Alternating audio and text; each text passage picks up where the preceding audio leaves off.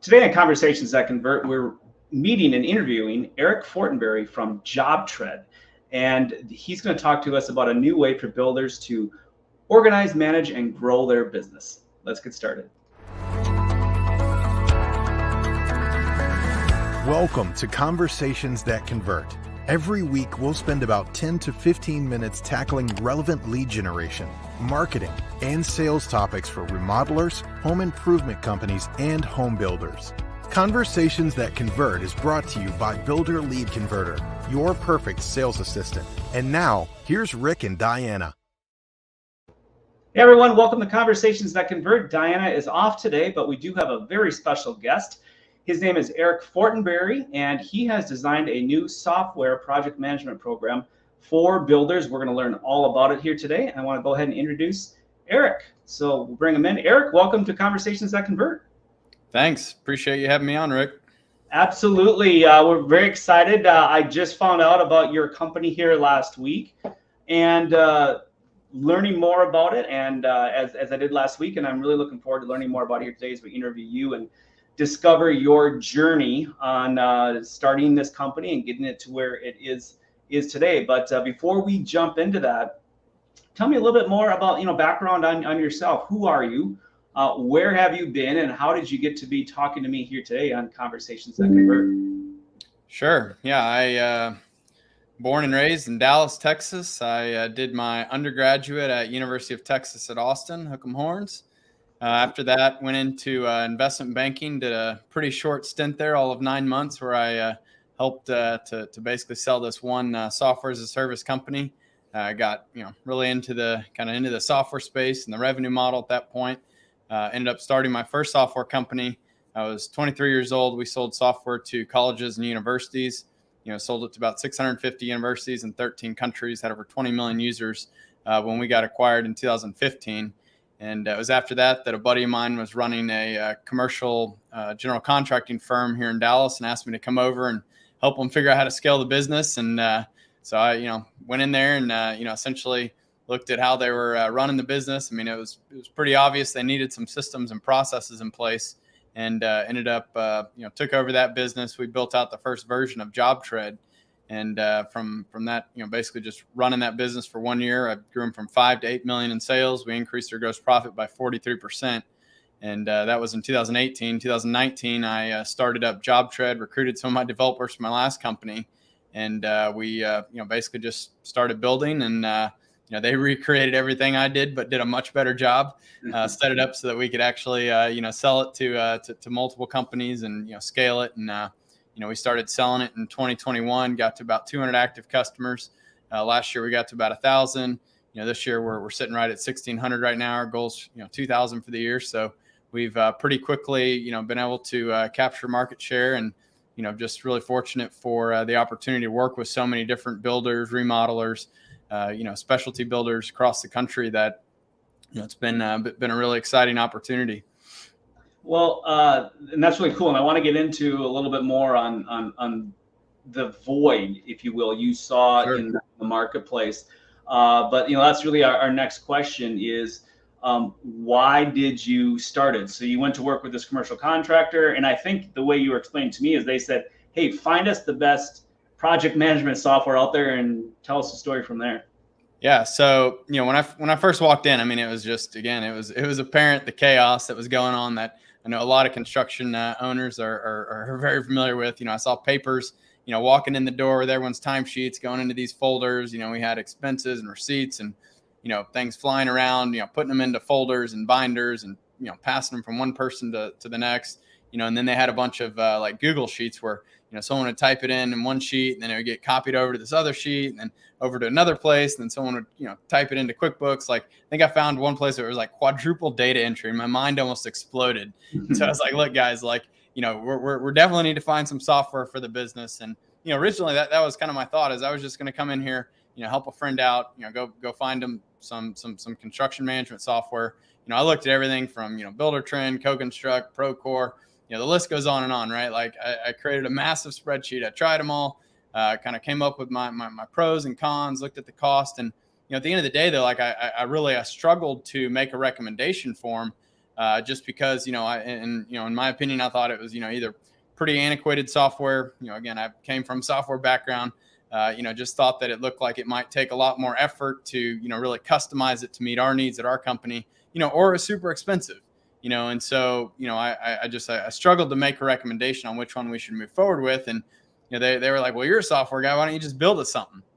I'm like, well, I don't want to create another one-off that, we're going to have to maintain. And I sort of pushed back for a while, but they kept pushing me on it. And so, ultimately I basically said, look, I'm willing to do this, but, my conditions are I take over as CEO, I give you 1 year and everything I build is my intellectual property. So, don't be surprised if, if this thing, takes off and I think it's got some legs and I may want to go and do that. And so, I basically had the opportunity to take over the business and, worked hand in hand with everyone on the team and got to, that was really kind of my deep dive into, construction and being able to manage that, kind of everything there. And, I basically just kind of started at the beginning and said, okay, well, let's get organized on the sales and estimating side. And, sat down, I shadowed the guys, tried to really understand what it was like as, day in the life of an estimator. And, lo and behold, I find that, some of the guys are using, margin to calculate the sales price, and some of them were using markup. We were targeting a 30% profit margin on every job, and then I was trying to figure out, well, why are some guys always way under? Well, it turns out they're doing a 30% markup, which is only going to get you a 23% profit margin. And so it was just kind of uncovering things like that helped me to create sort of this first version of JobTrend, where the guys could, basically just figure out your cost and, the budget will automatically calculate the price, and so going through that exercise and working hand in hand with, all the different people from the estimators to the project managers to, the office people, dealing with all the bookkeeping, that helped us kind of learn and build out the first version of what is now JobTrend. Okay. And tell us a little bit more about, maybe some of the main things. So they said, okay, go find us some software. Then he said, it's not really any good. What were some of the main things you saw were missing from what was available in the marketplace? It wasn't necessarily that it was like missing. It was just like it felt that it was going to be more of a challenge to try to work within an existing software's framework, to customize it and to make it work the way that we wanted to work and to organize it. A lot of times what you find with software is that you're kind of shoehorned into using, the software the way that, that they want you to. And so when you have processes, it can be challenging to kind of map those processes to the software. And so that was kind of a lot of my concern was, that wasn't exactly how we were going to do it. Some of the systems out there were set up for, just for home builders or, just for, specialty trades or subcontractors. And, as a general contractor, we often had different, types of jobs and types of scenarios that we needed to be able to, manage in the system. And so, again, a lot of it came down to it didn't feel, as flexible as we would have liked, as customizable. And again, like just the user interface, I'm sure everyone's kind of looked at some pretty antiquated software, looks like it was like, back from, the 1980s or 1990s, very DOS, feeling, compared to the things that we're just used to every day, even things like Facebook and, kind of having feeds and scrolling and, just how things are a lot easier, on the eyes than some of those, older systems. And so I just kind of felt like there was an opportunity to, have a more modern, piece of software created. And let's talk, you mentioned a little bit, but who do you serve? What types of businesses? Yeah, so we specifically designed JobTrend to be able to work for any, construction jobs-based business. So whether you're a home builder or a remodeler, a pool builder, a deck builder, to running plumbing jobs or electrical jobs, or we specifically wanted to design JobTrend so that it would work for any size company, any size job. Whether you got one line item in your budget or you got 1,000 line items in your budget, we felt that it was a kind of a unique opportunity to try to build something that was flexible enough to meet the needs of various types of companies. But the common theme here is that they're all running construction jobs. The need to be able to custom bid a job. Whether you start from a template or not, being able to get in there and really kind of customize each job, make changes, things like that. It's not your typical, I'm going to mow, lawns and it's, either, $40 or $50 and it's the same thing over and over. with construction, it's typically a very, custom bid job. And that's where you really need to have a solid tool to help you build out your budget and know what the job is going to cost you in order to accurately price it. Yeah. So that's really where our focus came from. Well, let's move on a little bit. You've obviously you started 2019. I think you said that was sort of where you dipped your toe in the water. No, you probably jumped into the water, right? And said, okay, let's do this. That's 4 years ago, approximately. Tell us about that journey. What were some of the obstacles or setbacks you faced? What are some of the best decisions that you made, to getting the platform to where it is today? Yeah, I'd say I definitely underestimated how difficult it would be to start up a business in the middle of the COVID pandemic there. And really, like at the beginning, just being able to get out there face to face, is so powerful. And so early on, obviously we had to resort to calling and reaching out to people. But as soon as kind of the all the lockdowns started to let up and we were able to get back out there at the conferences and trade shows, that was a huge relief. It allowed us to kind of start creating that presence in the market. Talk to people, collect their feedback. I'm a big believer in you always got to have a good relationship with your customers. And in this case, when we didn't have any customers, we had to meet people and try to understand what their needs were. And so it certainly was hard at the beginning, not being able to travel around and do all the conferencing. But at the same time, I'd say probably one of the best things that came out of COVID was everyone learned how to use Zoom, and it enabled us to then start kind of being able to quickly share our screen with people. I could call someone in Florida and then someone in California, and so there were a lot of I think benefits that did come out of that. Obviously just having to start from scratch, you got to spend, several years kind of building and working your way towards, creating an application that is ready to be sold. We self-funded the company, didn't take, bunch of, VC or private equity money. We don't have any institutional capital here. So, it was something that, basically, I in the very beginning, I started working at my co-founder's, kitchen table. I'd, drive up there every day and, we just worked from his house, and eventually we could afford, and we got a small little office. We signed the lease on that office 2 weeks before the shutdown. But we continued to go there every single day. I think it just kind of takes time to grow and be able to afford, to build out a team around you. So, in the beginning, I was basically doing everything other than writing the code. My co-founder was doing that, but I'm sitting there, smiling and dialing, doing sales demos. When we sign people up, now I'm helping implement them, support them, coming up with the marketing content. So, I'm sure as most entrepreneurs are very familiar, you're wearing a lot of hats. Right. But I think at the end of the day, we just kept at it, very, very persistent. I was fortunate to be able to kind of recruit from, my previous team. So, a lot of us here at BuilderTrend, we've all worked together. We were part of that first company. And so we're fairly, well-oiled machine, and, just kind of slowly built the team up. And, as we're able to start making a little bit of money, and, we raised some money from, again, friends and family, and, just kind of internally, just to be able to afford our employees early on. But, we've grown now. We've moved into a much bigger office in central Dallas, Texas. I've got about 21 employees and 1,600 customers, and so it's definitely taken off. And I think at the end of the day, though, it certainly was a little bit of a rocky start with COVID, but I think there's something to be said about kind of starting a company in those kinds of environments, because it forces you to really think very hard about every single penny.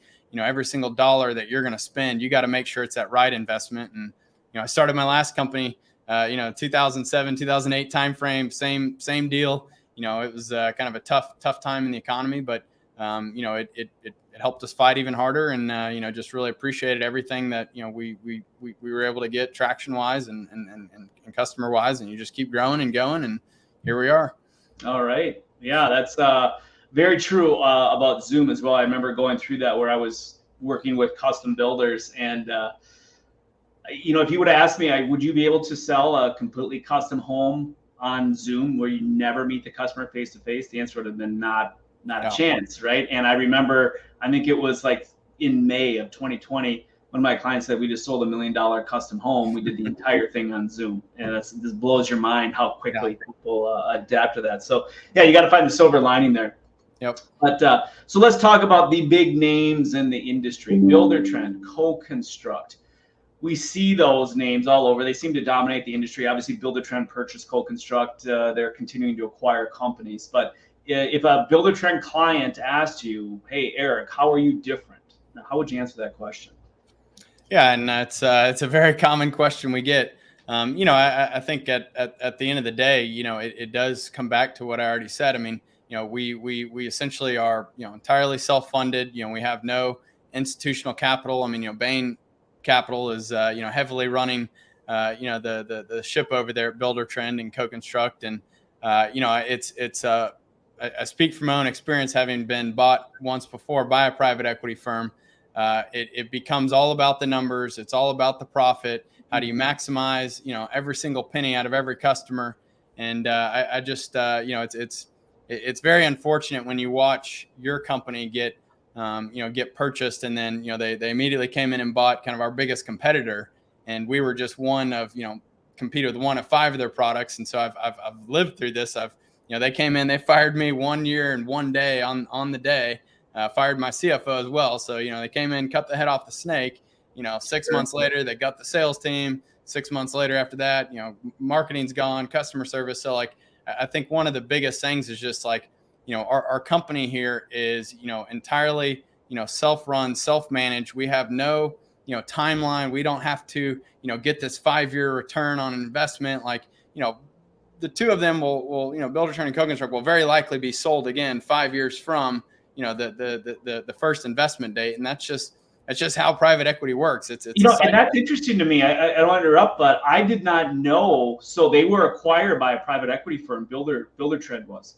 So Bain Capital is the primary investor behind the conglomerate, and they're rolling it all up. And again. Okay. So that's been the capital to go out and acquire the additional companies to kind of where they're creating their portfolio of companies. That's very interesting. So essentially what I hear you saying is once that private equity comes in and buys that, you kind of have these overlords now that are looking at every decision you make. Is it improving the bottom line, even if it's a decision that might be impacting your customer service or even the value of the product or the efficiency of the product? Yeah. So we get probably compared more often to Co-Construct and Donnie Dwight in the early days of Co-Construct. And, they, I think again, very, very similar, but, when that they bought Co-Construct, I mean, I'm pretty sure Donnie's not really involved at all and has kind of gone off. And, I think when, and I've seen this again, coming from investment banking before my first company, like time and time again, private equity gets involved and just, again, in my opinion, sort of sucks the soul out of the company. Yeah. Like we are so passionate about what we're doing, and, we don't have to, we can grow as fast or as slow as we want.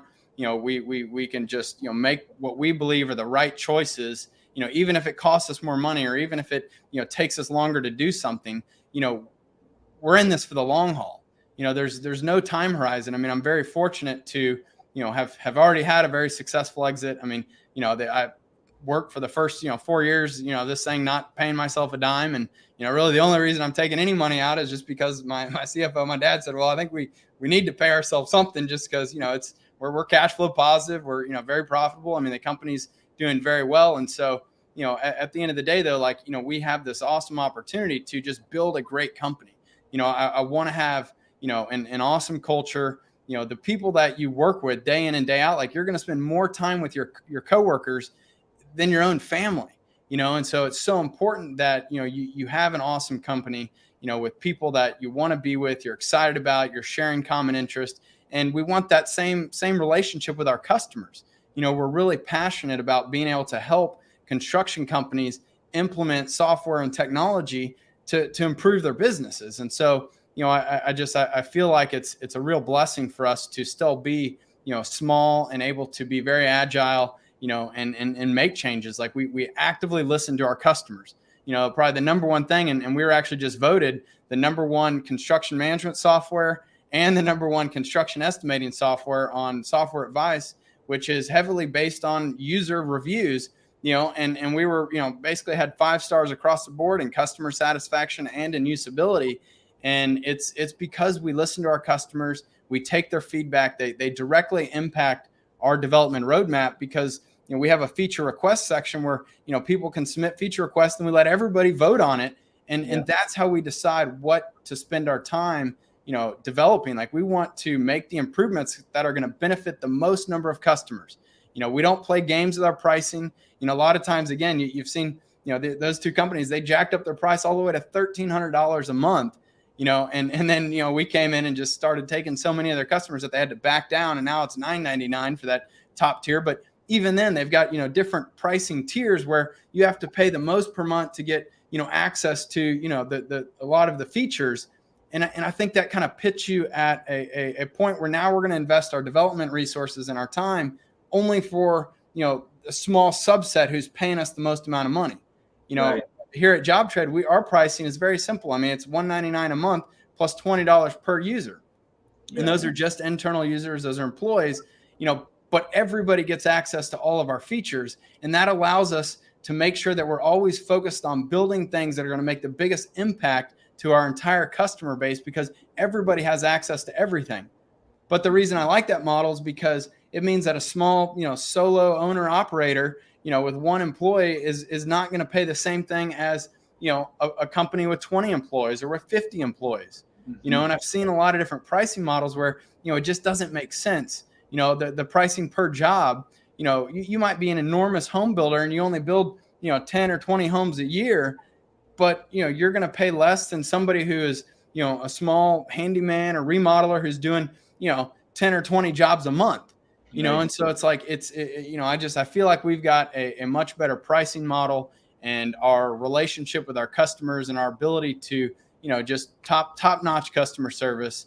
I still get every single support email. I'm very frequently responding to them. We've got a JobTrend Pros Facebook group where, we've got over 1,300 of our customers are in there, very active in that. And I think our customers just really appreciate, how responsive we are and how quickly we're able to, take their feedback. There's so many things that are just such low hanging fruit. It's like, man, can we just add this one field over here? And it's like, yeah, that'll take us 5 minutes. And so we go and we do it, and we're extremely responsive. And that's the thing that our customers, hear and see time and time again from us. And, again, I think it's just kind of the nature of, we're smaller, we're able to be, more agile, and we've got much better technology that, enables us to more quickly build out, the features and make, modifications. It's there's a couple of things I just reading between the lines of what you discussed there. I think I just want to emphasize for the viewer or listener here. Number one, when you're owned by private equity, that's when ESG starts to creep in too. And like, you've got all sorts of cancerous crap going on in your organization that is going to affect the organization's internal culture. And we're going to talk about that here in a second. Number two is, when I was managing construction companies, I remember always trying to find that software that fit the smaller custom builder. And it seemed like every platform I looked at was designed for the larger, more production-oriented builder, and we could never customize it enough. And then number three, it's like, if I'm a small builder and I've got less than 10 employees, which I'm guessing most of your clients do, how cool is it that one of my vendors, the main software that I use to run my business, is that I can jump in and I get that feedback, and I'm talking to a company that's small like me and understands my business, versus the behemoth that essentially is going like, why would I pay? You're right. Why would I pay attention to you when you're only paying me this much, where I'm going to go to my larger, more enterprise type clients and really, try to appease them, because that's my essentially my primary revenue source, are those guys. 100%, and that's, our pricing strategy again is we want to keep JobTrend as affordable as possible so that we can get it into tens of thousands of contractors' hands. Our mission is to create a new standard for managing construction projects. And, if you just get hung up on trying to maximize every single dollar, that you're pulling out of every customer, like, you're never going to be able to hit that critical mass and that scale. And so I think, to the extent that, we can keep this as affordable as possible for as long as possible, and we look for other creative avenues of, where we have a marketplace with partners who have complementary services that they can come in and they can basically, help subsidize the cost to keep the cost for us to keep building out JobTrend, as low as possible, because, we and them, we're relying that we both want to have the most number of contractors on JobTrend. And that's ultimately how we can win, is by, creating that new standard where everyone knows how to use it. And, I think probably another one of the big things, big differentiators between us and a lot of the others out there, like our entire team, we have our entire customer success team, our entire sales team, even our marketing team, like we have experience in construction. We're not just people that kind of came right out of college and, are being trained on how to do things. Like we have been in our customers' shoes. We understand what they're going through. And I think that's really helped us to relate and to be able to help them, get the software up and going and help them maximize it, because, we've been there. We understand how things work. And, I think our customers just really appreciate that. Yeah, that's huge. That's huge. I want to jump in here, and you alluded to it already, but it's that company culture. So you've got your 10 core values on your website. Hire the right people, focus on culture are your number one and number two. But those core values that you have listed there, how do they impact your clients? Yeah, I mean, look, at the end of the day, I mean, a company is only going to be as strong or as weak as the team of people that you put together, and I've always been a big believer in, you got to hire the right people, get the right people on the bus. Sometimes you've got to make those tough decisions and get the wrong people off the bus. And then you figure out how to drive the bus and where to drive the bus together. It's a collaborative effort, and when I can hire, A players, where, again, nobody on my team needs to be micromanaged. Like we don't worry about, the small day-to-day things, whether they're getting their work done, they're showing up. Like you hire rock stars who just are very driven. They're motivated. They're excited. They're passionate about what we're doing. It just creates, a great, culture for everybody, and it also kind of creates a culture where, like, if you're an underperformer, you're probably going to be pretty uncomfortable here. We have, essentially, dashboards all over the office. We're constantly, striving to put up, most, new customers, or, most trainings or calls or conversations. Like, we've gamified a lot of things where, it helps us to kind of just sort of enjoy that competitive, environment here, where we all want to do our best every single day. And I think when you build an awesome team, then that will in turn, enable you to create an awesome product, have, great service, do good things that, ultimately all impact, your customers, your prospects, the market, the brand. Everything that you do is at the end of the day, it comes back to the people. And so, I think, we have a lot of positions listed on our website, but, hire very slowly.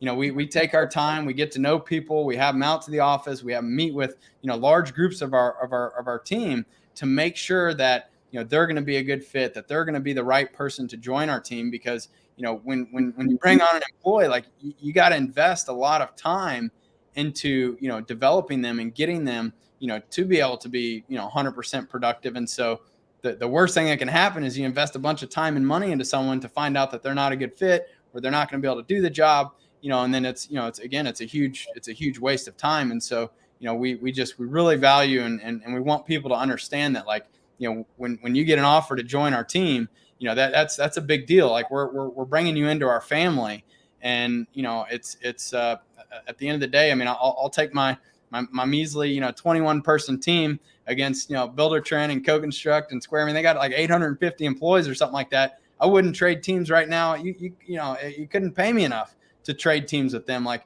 I know that every single person on my team is someone that I would happily go into battle with. And I know that they're an awesome team. And, I think that's just, it's just so important to building a great company, is to have great people.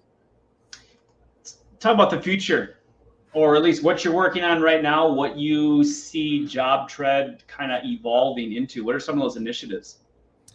Yeah. So, we're, obviously constantly working on a lot of the different products, the features that we're working on. I mean, we just put out a bunch of updates to cost plus jobs so that you could better manage, all of your, whenever you got a cost plus job, home builders, things like that. Right now, we just kicked off a new project for to essentially add the ability to have formulas and assemblies, created and managed, and being able to just like basically type in, kind of your parameters and your takeoff, automatically calculate your quantity, and even if you wanted to use it to adjust your unit cost or unit price, you'll be able to use formulas for that. And again, I mean, a lot of our updates are driven from what our customers are asking for. So, we've got some feedback that they'd like some additional notification options and some more communication options. And so, we're looking at all that. So lots of kind of specific feature updates, but, even bigger picture. So we just released, kind of an updated version of our, all of our API documentation. We've got a whole bunch of developer tools, and part of the reason why you and I originally met here is, we want to enable, other companies and other applications to build, integrations with JobTread so that we can further kind of create this ecosystem and be that end-to-end solution, for construction companies. Like, we know at the end of the day, like we can't do everything and we can't do everything great. And so, to the extent that it makes sense to have partnerships, with complementary services, whether it be a technical partnership or just a co-marketing partnership or whatever it may be, we want to continue to build out the ecosystem around JobTread so that we can bring all of those great offerings, the things that are going to help our customers be more successful. We want to bring that, front and center to them and enable those things to be connected right there within JobTread. So, a lot of awesome updates there. I mean, we've been just rolled out an integration with Company Cam that was widely successful. We've got lots of, other neat partnerships, and integrations that are going to be coming. And today we also just rolled out our tickets for JobTread Connect, which is our annual user conference. So we've now made that available to all of our customers where they can buy their tickets to attend. Last year, or I guess last January, was our first time doing this. We had over 200 people came to Dallas, Texas. It was a 2.5-day event.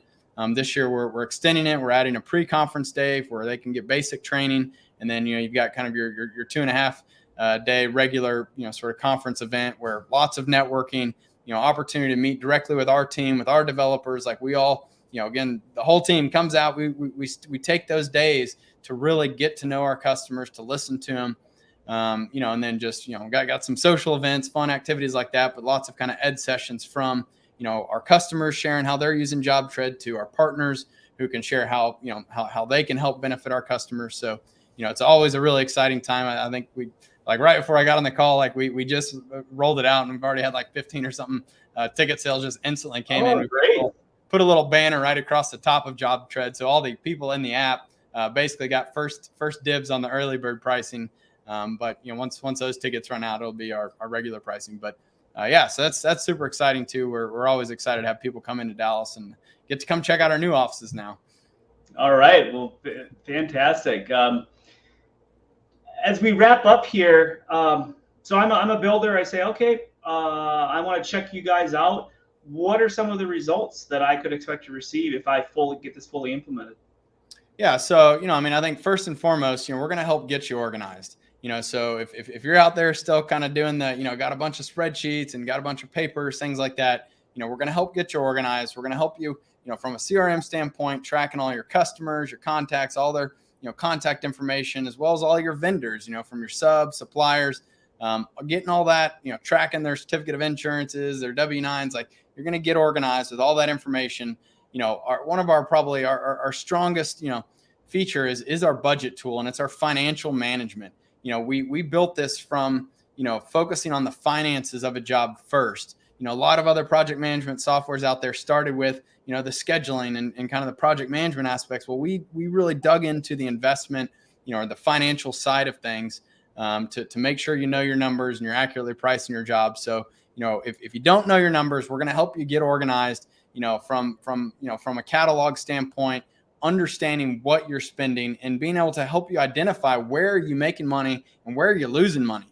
Like I like to share, again, running that commercial general contracting company, like, we for 6 months before I even got there, we kept doing these these fencing jobs in Houston for a particular customer, and every time we did them, we would lose 10 to 12%.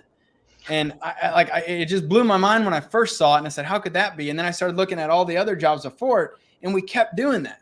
And it's like they never stopped to do the job costing to understand how are they performing. And we just kept going on and on, and it ended up turning out that we were just using, we hadn't updated our price of the material. And so we were using outdated pricing, for our cost. And that's the thing. Like, you can't keep making the same mistakes over and over. And so JobTread will help you to understand, where are you making money and where are you losing money, so that you can quit making those same mistakes. Our goal is to help you course correct in the middle of a job too. Like, don't wait till 30, 60, 90 days after the job to figure out, oh, we overran that budget and we should have sent a change order. Well, you've already done the final invoice. Like, you've lost all your leverage. Like, you've got to course correct in the middle of a job. And so, I think a lot of people would tell you, that by joining JobTread, we really help them to get organized and increase their profits on their job, because they're going to start to see it. They're going to start to understand where, they're the biggest impacts. And then, you can find all your bleeders and go plug those holes and quit making those same mistakes. Absolutely. Yeah. Know your numbers, right? Number one issue. And that's, if you're going to go out of business as a builder, that's exactly how it works, is that you have enough work in front of you. You can keep the doors open, but as soon as you slow down and the bills catch up, and then all of a sudden you're like, I'm out of money, and the doors are shut, and all of a sudden you get liens put on your jobs, and you got a lot of fun calls you get to deal with homeowners when that happens. So this has been great, Eric, really helped me learn a lot. And you are right. Just as we have a common client here, and we are going to build the integration between Builder Lead Converter and JobTread, so that when the client is ready to start an estimate, we can seamlessly push that information into JobTread, and they can go ahead and start the estimate that way. So looking forward to getting that set up. But if anyone here is interested in learning more, where would you suggest they go? Yeah, I mean, I'd say just hit our website, www.jobtread.com. There's a ton of information. We've organized it by the type of builder, whether you're a home builder, remodeler, pool builder, specialty contractor, or if you want to dig into the features, we've got a bunch of content on there to help you understand all the features. Tons of videos on the website. Our YouTube channel is also filled with a whole bunch of videos that you can check out there. We're super active on Facebook, both our main kind of JobTread page, or our JobTread Pros is our user group there. So a lot of different ways to get in touch. But yeah, right on the website, I'd encourage everyone to just schedule a demo, that you can pick the day and the time that works for you. Our team is happy to sit down and take, 45 minutes to an hour to walk you through JobTread. We want to make sure it's a good fit for you, just as much as, you want to make sure it's a good fit. And we're happy to take the time to help you understand what we can do and how it would work for your business. We will go ahead and put that link in the description here below, or if you find this on Facebook or LinkedIn, you'll see it in the perhaps in the comments section as well. Well, Eric, it has been a delight to learn more about JobTread and get your background. Thank you so much for joining us today on Conversations That Convert. And for everyone else, we appreciate you joining us as well. Go check out JobTread, and we will see you next time.